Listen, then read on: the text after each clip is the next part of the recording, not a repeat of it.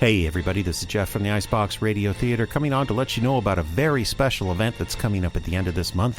It's the Icebox Radio Theater's annual fundraiser / TV special, TV in quotation marks, that's happening on Thursday, October 27th. It's Spookaboo 3, Thrice Thrice Baby, our annual event where we raise a few funds for the theater and give you some great entertainment, including radio drama, in the form of perhaps the greatest radio play ever written, Sorry, Wrong Number by Lucille Fletcher, as well as the world premiere of the spooky season offering from us here at the IBRT, and that is going to be The Boiler Trap. First time you can listen to it right there during the show. And being video, of course, the Funny in a Small Town crew will offer up a riff, this time on the classic silent film, The Phantom of the Opera, starring Lon Chaney. And the whole mess is going to be held together by your good friends, the Winter Warlock and Sydney Thermidor. That's the Icebox Radio Theater's Halloween TV, in quotation marks, special, airing on the Icebox Radio Theater's Facebook page and the Icebox Radio Theater's YouTube channel on Thursday, October 27th at 8 p.m. Central Time. And if the spirit moves you, visit us at iceboxradio.org/live and make a small donation to help us keep bringing the Northland stories to the world. It's Spookaboo 3, Thrice Thrice Baby, October 27th, 8 p.m. Central Time on YouTube and Facebook.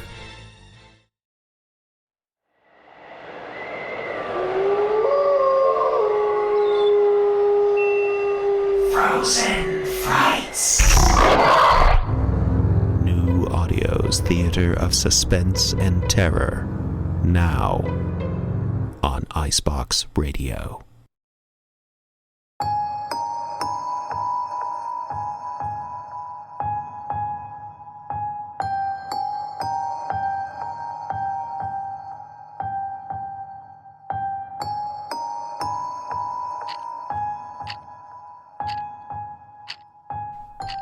Lee?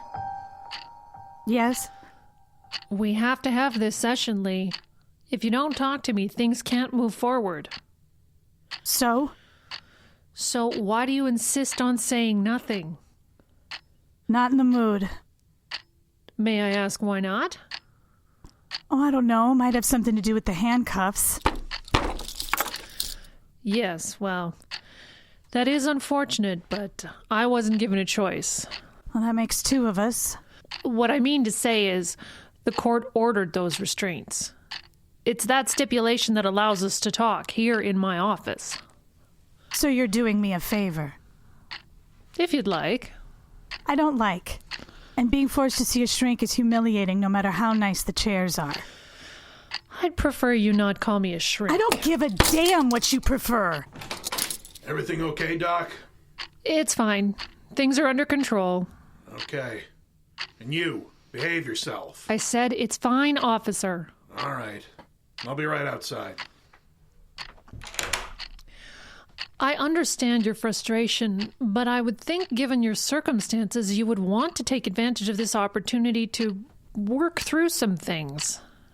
All I want to work through is these handcuffs. I take it you're feeling persecuted? I'm handcuffed to a chair. I've been locked up for 2 months with no bail and no charges filed against me, and I'm forced to sit here and endure session after session of the same inane questions. So... Yes, I'm feeling persecuted. Why do you think the district attorney is persecuting you? I don't know. Maybe it's all in my head. Well, we can explore that. Or maybe it's because a dozen podcasters and cable shows are out there trying to interview me. They even gave me a nickname, Bloody Mama. How do you know about that? They've been coming to my house. Mr. Ryken has been taking messages for me. Mr. Ryken? My contractor, the man I hired to replace my furnace. Oh, yes. But back to the subject at hand. You understand, don't you, that you're not incarcerated? Of course I'm not incarcerated. That would require you to give me due process.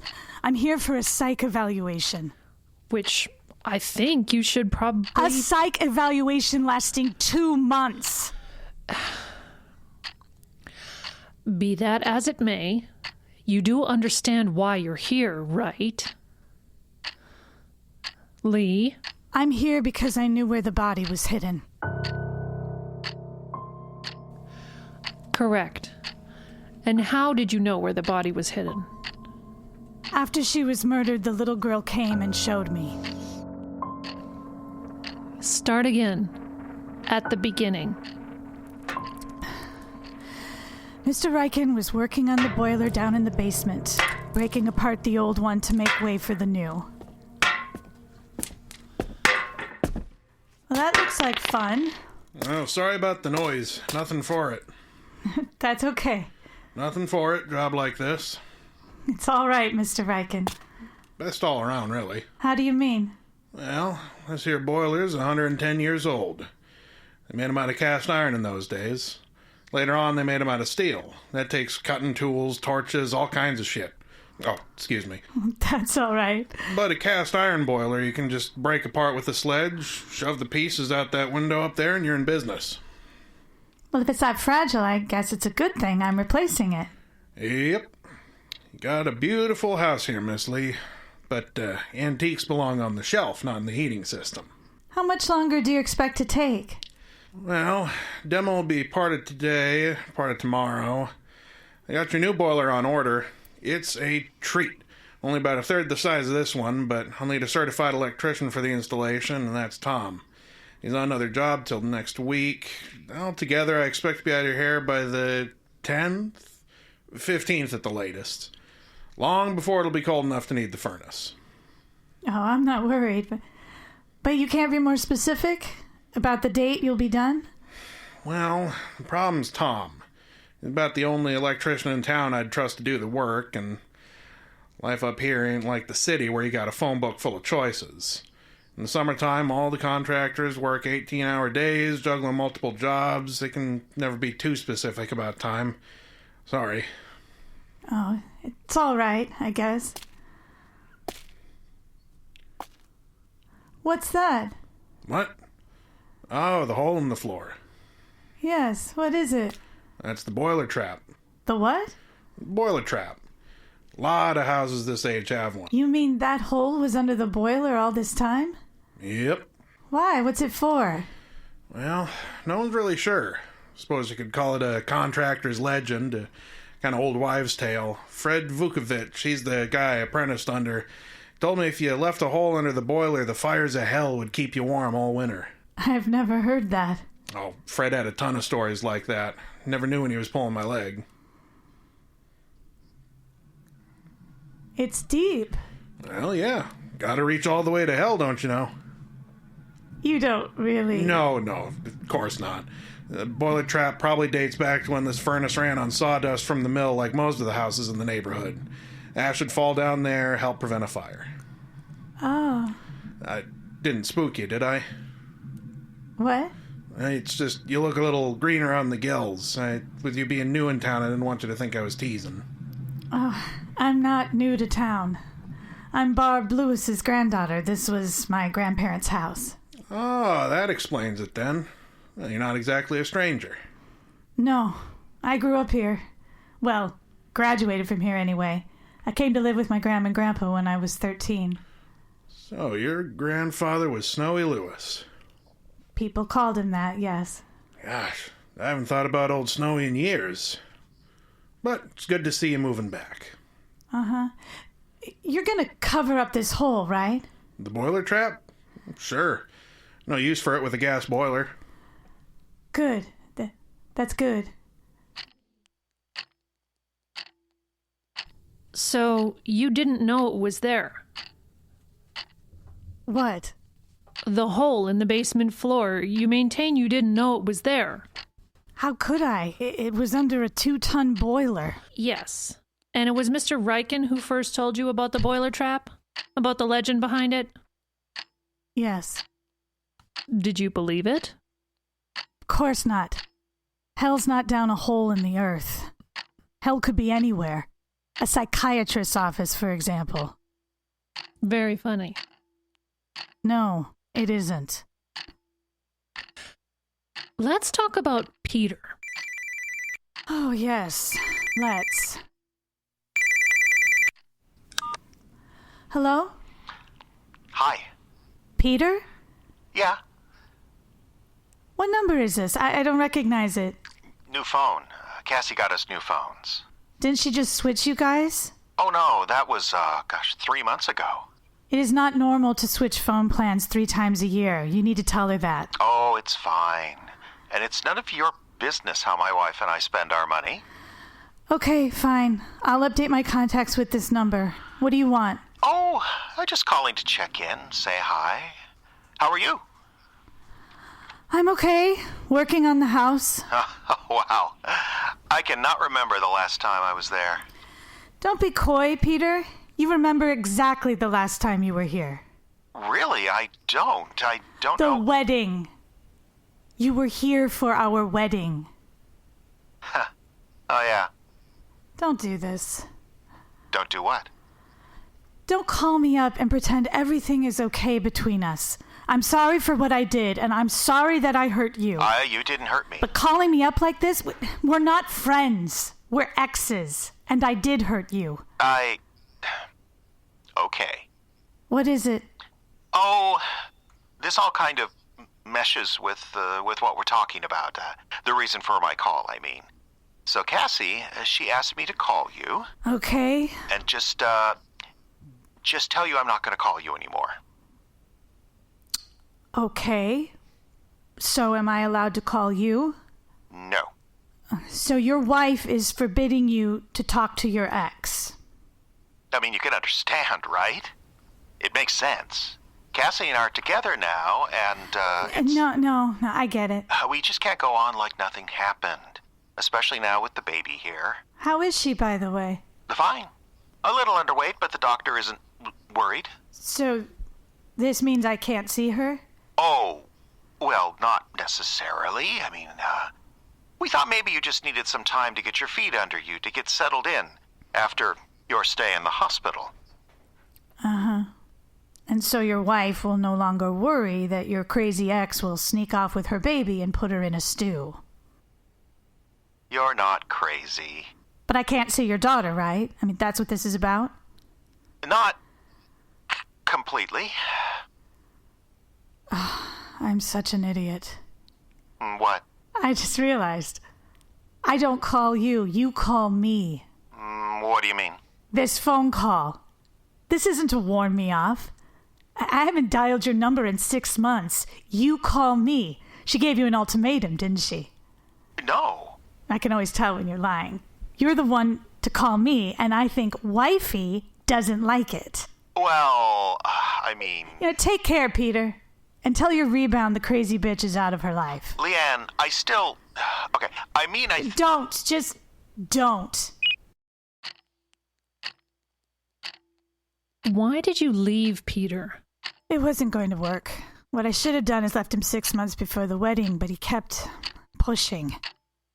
Do you feel you didn't deserve him? What? Well, because of your addiction, did you feel you didn't deserve him? What's funny? It's just the idea of anyone deserving Peter. It's funny. And no, it wasn't because of the pills. If anything, Peter made that worse. How? Pushing the wedding up, resisting the idea of me going into rehab, which I desperately needed. I didn't really start to get myself together until after I left him. And with everything else that's happened, no guilt? I wouldn't go that far. It was soon after that the dreams started, correct? Yes. Tell me about them.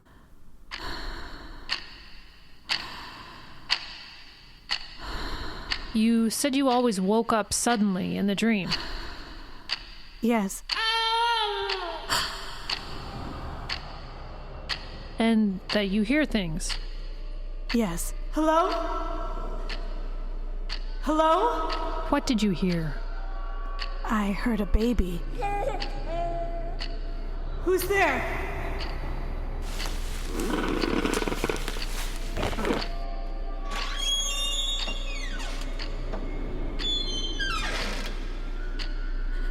Hello? Who's there? Look, this isn't funny. What did you do? I followed the noise down to the basement. Did you ever see it, this baby? No. Well, what did you see? Footprints. A baby's wet footprints leading up to the boiler trap. And what did you do then? Then I woke up.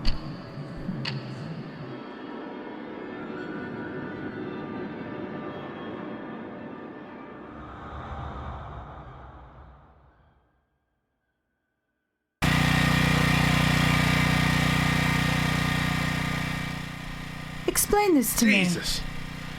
Oh, I didn't hear you coming. I'm sorry. Now please explain this to me. You mean the boiler trap? Yes. Well, what's to explain? It's a hole in the ground. Yes, but why is it there? I mean, the people that built the house, why did they put it there? Well, like I said before, no one's really sure. Probably the sawdust would go in there and, you know. No, you said something else. Something about the hole going all the way down to hell. I'm sorry. I don't know what you want me to say here. Well, explain it to me. You want me to explain an old wives' tale? You can't. They're just stories someone made But up. stories like that always have a kernel of truth, and I'm trying to... I think that... You okay there? Yeah, I'm just curious. Why did they say the boiler trap led down to hell? Well, that was what you might call some dark humor. Them traps were dug deep. It was difficult work. That's what I'm talking about. This hole doesn't make any sense. There's no reason for it to be here. And it seems like it would be very difficult to dig. Yeah? So why is it there? Well, the only reasons I ever heard was the sawdust and the old stories. We're back to where we started from. Tell me about the stories. Well, I had a friend growing up. Granny lived with them. Mine was pretty much gone, but she had no end of stories. She said the boiler trap was first done by a witch here in town. And the witch's house was always warm all winter, so all the other folks followed suit. It's that kind of story. What other stories? Well, she had a million of them. It's the only one I remember about the boiler trap, though. Was there really a witch? Nah, there was probably some old woman kept to herself. Them's usually the ones get called witches. Granny did have a story about an old woman kidnapped a baby here in town. Really? When? No, couldn't tell you. Couldn't say for sure it actually happened, neither. But she said the old woman hanged for it. That's what makes me think it never happened, because we ain't had the death penalty in Minnesota since 1911. I would think if you were having bad dreams, you wouldn't want to hear these stories. I'm fine. Look, I had a list of things to get done this week. Sealing up that hole was one of them. Why don't I just move that up to the top of the list, and then... No. Beg pardon? Don't seal it up. Well, it won't take but a minute. I already have a form built for the quickset cement. Real slick, too. Just drop it down in, pour your cement, and we're good to go. Now leave it open. What, you mean for always? For now. Just leave it open for now. You're the boss.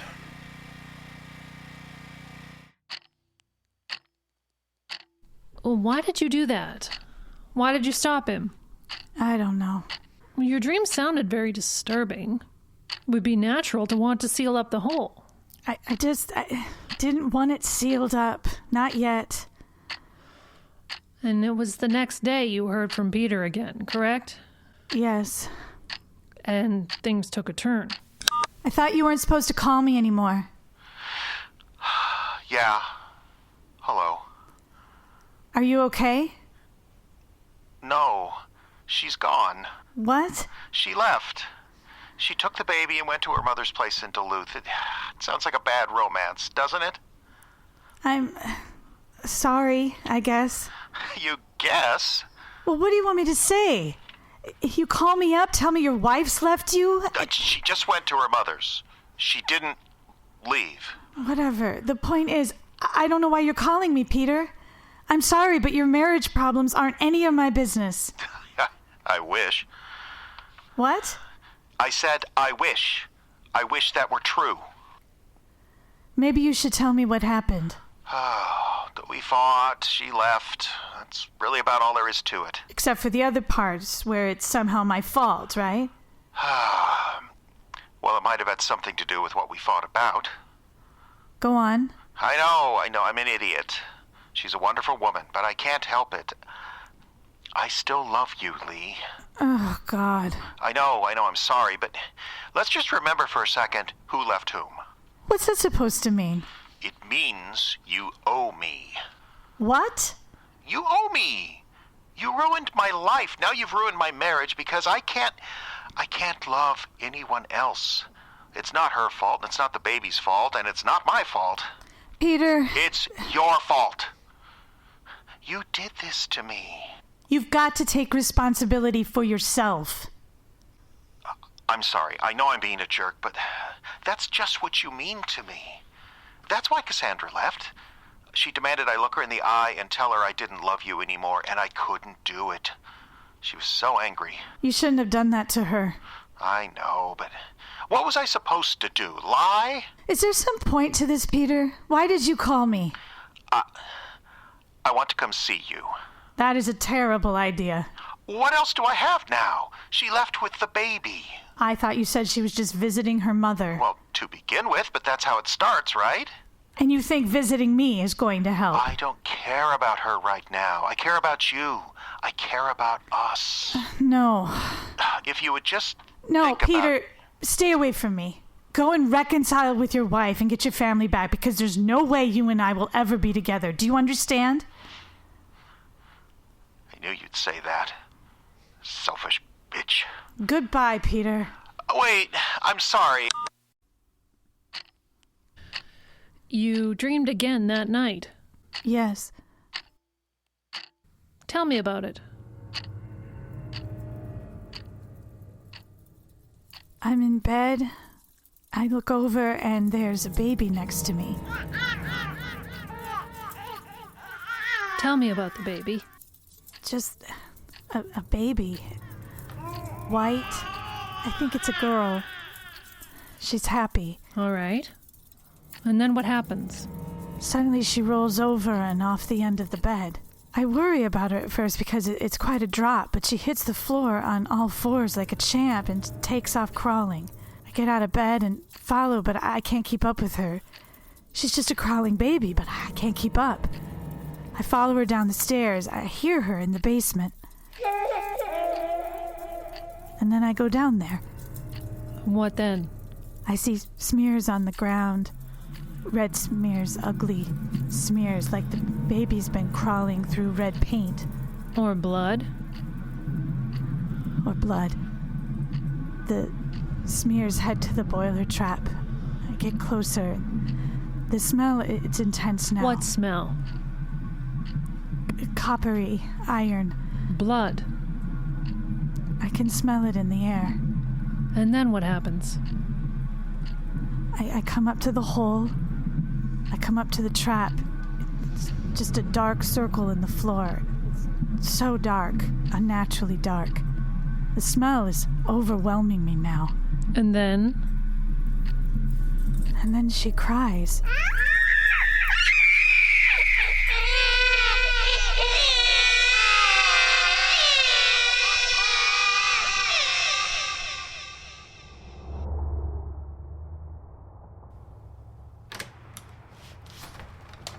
Hello, Lee. What are you doing here? Hear me out. Oh, Peter. Please. I'm sorry. You need to go. I should have called, I know. I'm sorry. You drove all the way up here? I had to see you. What for?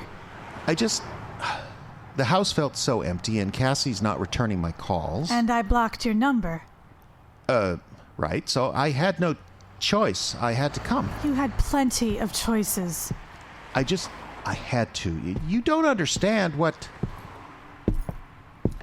Oh, excuse me. That's all right, Mr. Ryken. This is Peter, the man I was telling you about. How do you do? Who Mr. is... Ryken is working on my furnace. Oh, right. So I'm pretty much done for the day. Tom's doing tomorrow to do the electrical. If it's all right, I'd like to take a long weekend and go visit my grandchildren in Bagley. Of course, that sounds lovely. How old? 11 and 16. Not so cuddly anymore, but they still let me spoil them. That sounds like fun. Yeah, I'll be back Tuesday. Refill the system, test for leaks, then we're done.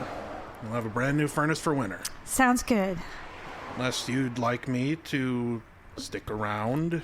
No, no, it's fine. All right, then. Nice to meet you. Yeah. You have my number in case... Yes. Thank you.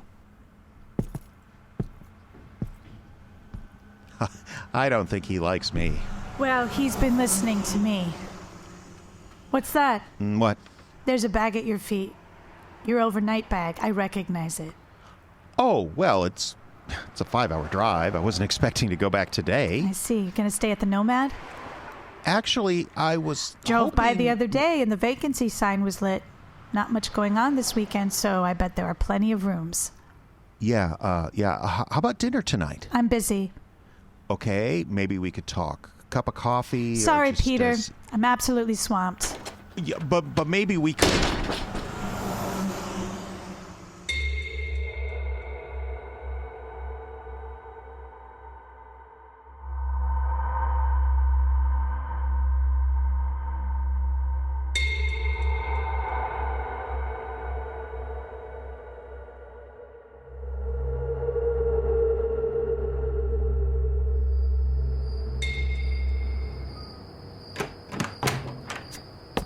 Oh, God. Hey, you're home. I thought you were going to a hotel, not a bar. All booked up. There's a convention in town. Peter, you can't stay here. Who said I wanted to? Just here to take my favorite ex to dinner. Gas station still has pretty good pizza, huh? What do you say? You don't need dinner, you need sleep. Why, Lee, what are you suggesting? Peter, Look. Okay, here's the thing. Let's just talk a little bit. Let's talk things out, that's all. I need someone to talk to, Lee, right? Right? Okay, fine. See ya. Wait, did you drive here? Well, of course I drove. You think I could walk in this condition? Get in here. If you insist. God, you stink. You don't. You smell wonderful. All right, okay, let's get one thing straight. I'm letting you into this house to sober up, that's all. You might be bent on ruining your marriage, but I'm not going to help, you understand? Sure. Where do I sleep? Wherever you fall. Yep. I didn't mean the kitchen floor. She left me, Lee. God, why did I marry her? Maybe we could move, just... Why couldn't you go through with marrying me? Huh? I mean, was it me? No. Then what? See, because the thing is, Lee, I still love you. That's my whole problem with Cassie. She knows I still love you. I told her to her face. How messed up is that? We've talked about this. I was in terrible shape. Grandma and Grandpa were still in the home. I was taking too many pills for my wrist, remember? No. The broken wrist? I slipped on the ice that winter, and the doctors were handing out opioids like candy in those days. I was scared and uncertain, and the next thing I knew, I was up in my bedroom in a wedding dress, and all our friends were in the backyard, makeshift altar over by the herb garden. I remember. Cloudy day. I couldn't go through with it, Peter. I'm sorry it got that far, but I couldn't. Sleepy. Oh, let's get you upstairs. Baby's not mine. What? Pretty sure. Not 100%, but I'm pretty sure. You mean your daughter? See, the thing is, Cassie and I, we were fighting right from the honeymoon. She knew I still loved you. But she figured I'd turn to her because I married her, right? So if I wasn't ever lovey-dovey enough, she'd just lose it. Really insecure. The pretty ones always are. Not like you. Your daughter? Oh, yeah. So, big fight one night. I admitted I still loved you. Again. Oh, but instead of yelling, she goes all stone-faced and silent this time. Then, a couple of weeks later, she comes home all proud of herself, smelling like sex. It was her boss. Well, he's a married guy, too, but she went after him hard. Turned herself into quite the little playmate. It was all just to get back at me. Are you saying that your baby... I hadn't touched her in weeks, Lee. Weeks. She comes home all stinking like cologne and spunk, and next it's barfing up breakfast, and then the doctor visits, and suddenly we're expecting. Oh, and the minute she found out she was pregnant, she went into nesting bitch mode, so happy she could bust. Doesn't matter who the father is, so long as she could fix up the nursery with the perfect color scheme and buy all the tiny clothes and drop $2,000 on this stroller they designed at NASA. She's happy now. She's a mommy. You know the crazy thing? She expects me to go along with it. To be the proud papa. But you wouldn't go along. I guess neither one of us were ever very good at going along, right, Lee? I guess we weren't. What about your baby?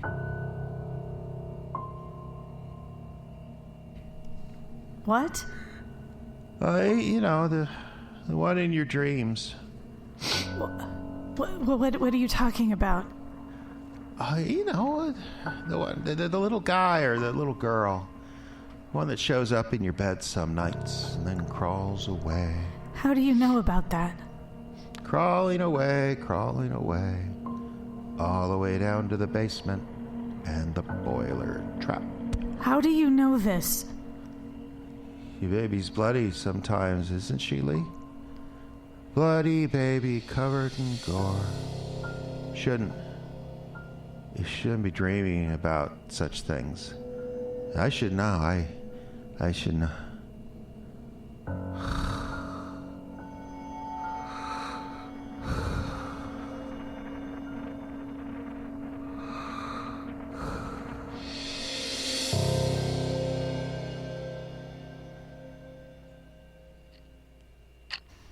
You expect me to believe that? No. Yes. I don't know. Your drunk ex knew details about your dreams. Believe whatever you want. Had you told him about them? Of course not. Lee... I don't know how he knew. Why don't you ask him? We have. You have? He said he was very drunk. He remembers nothing about that night. Not surprised. Tell me about the next dream. It wasn't a dream. If you like. Tell me about it. Tell me what happened later that night. I dragged him upstairs and put him to bed. Peter was still drunk. He needed to sleep it off, so I just put him in the bed and then went to bed myself. Yes. And then what happened? I woke a few hours later. I went down to check on him. He was ice cold to the touch, just swimming in sweat. I tried to wake him, but he wouldn't wake up. Peter, come on! Wake up! And then what happened?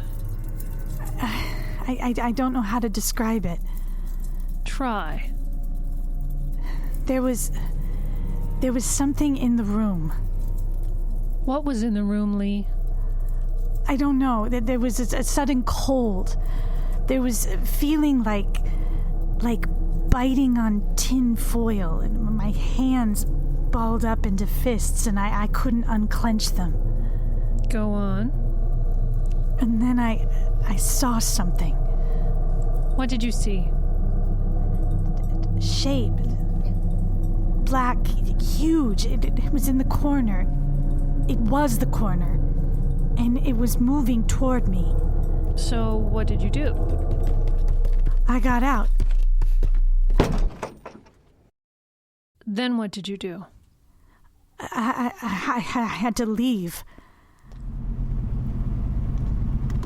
I had to get out of the house, and I thought I could help Peter.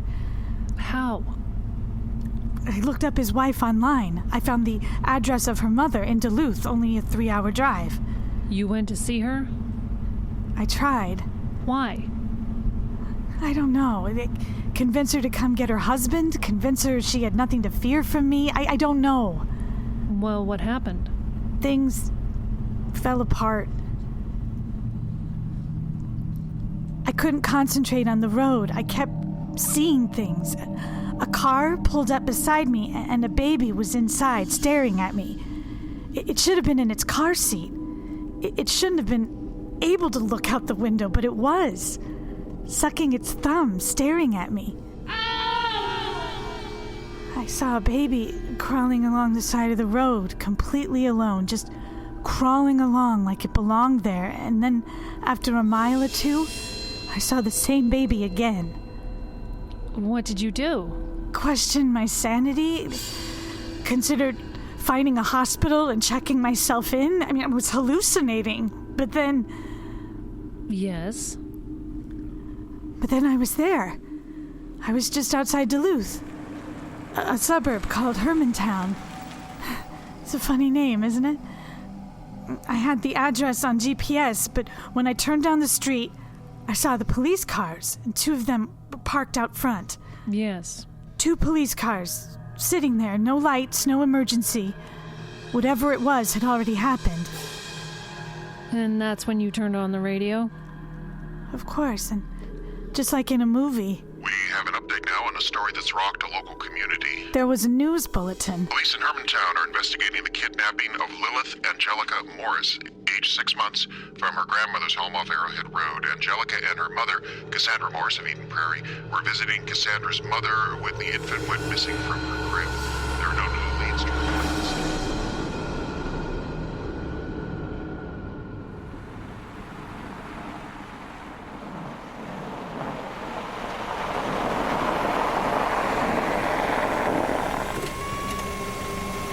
What did you do then? I drove a while and then stopped. Where? Nowhere. Just along the road. I just had to stop. I thought I might throw up.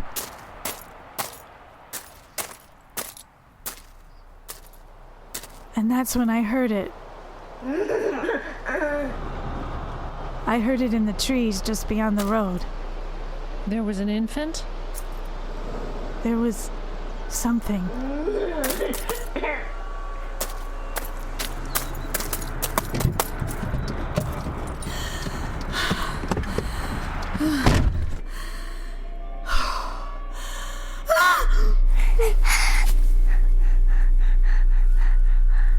It was in my car, in the back seat, and covered in blood.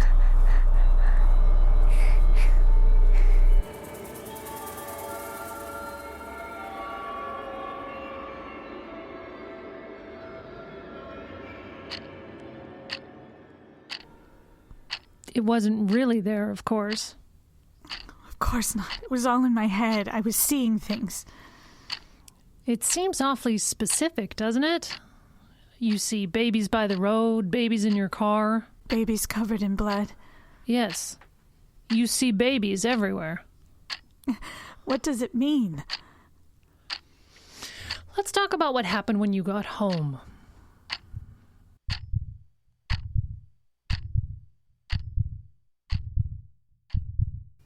It was quiet. And where was Peter when you left? Asleep, or so I thought. Did you look for him? Yes, I went upstairs to the room where I'd left him. He wasn't there. I looked in my room, all the other rooms, no sign of him. Well, what did you do then? Started for the basement. Started for? I couldn't go down the stairs. What do you mean, couldn't? I stood at the top of the steps and couldn't go down. Why not? Because she was at the bottom, staring up at me.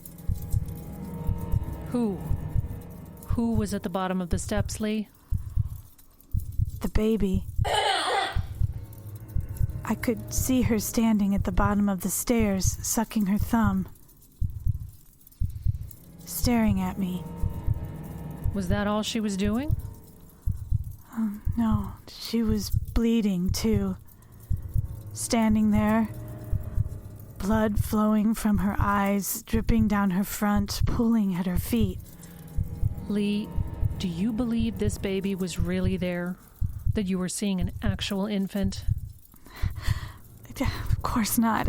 She was in my head. I see. But just because she was in my head doesn't mean she wasn't real. And then what happened? There she is. Peter came home. There, arrest her. She did it. And he had the police. She did it. She kidnapped my daughter. Ma'am, this man here, he came to the station and filed a complaint against you. We're gonna need Go down to the basement. Excuse me? Go down to the basement. Look in the southwest corner. There's a hole in the floor. That's where you'll find her. Find who? The missing baby. She admits it. See? She admits it. Then go upstairs. First bedroom on the right. You'll find a black overnight bag there. I think he used that to bring her into the house. She's lying. I'm pretty sure she was already dead. Lies. She's lying. Murderer. Murderer!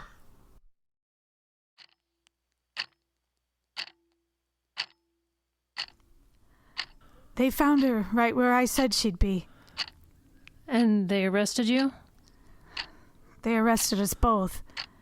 And I've been locked up here ever since. Well, you can see why, can't you? Because I keep telling the truth. You keep saying the vision of a toddler bathed in blood told you where to find the little girl's body. That's what happened. But you see, in a court of law, it's I don't care about a court of law. I'm pretty sure if you could have charged me with murder, you would have done it by now. I just told you what I saw. Lee, if we let you go now, there's a mob of media people outside completely obsessed with your story.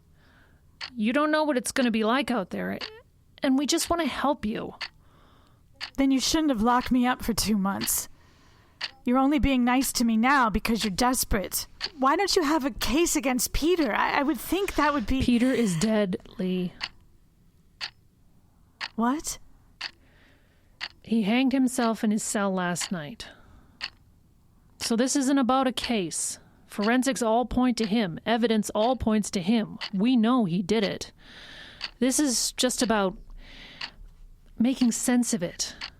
Explaining what happened and protecting you. Protecting me from what? I didn't do anything. I guess you'll just have to see for yourself. Today was our last session. The DA says we can't hold you any longer. You can pick up your things at the front desk. You're free to go. Just like that? We don't normally do going away parties. Lee. What? Take my card. You might find things difficult out there. I really don't Take think... it.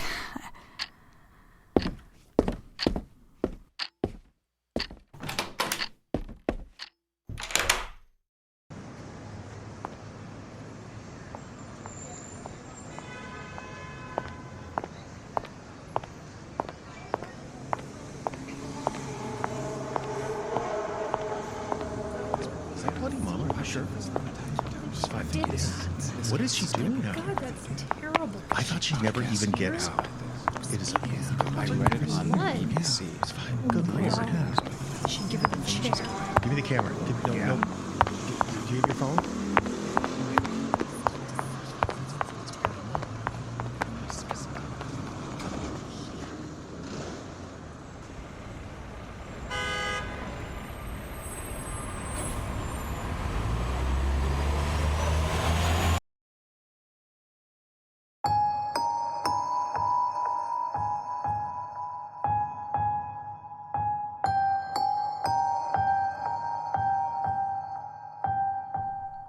This has been The Boiler Trap from the award-winning Frozen Frights podcast.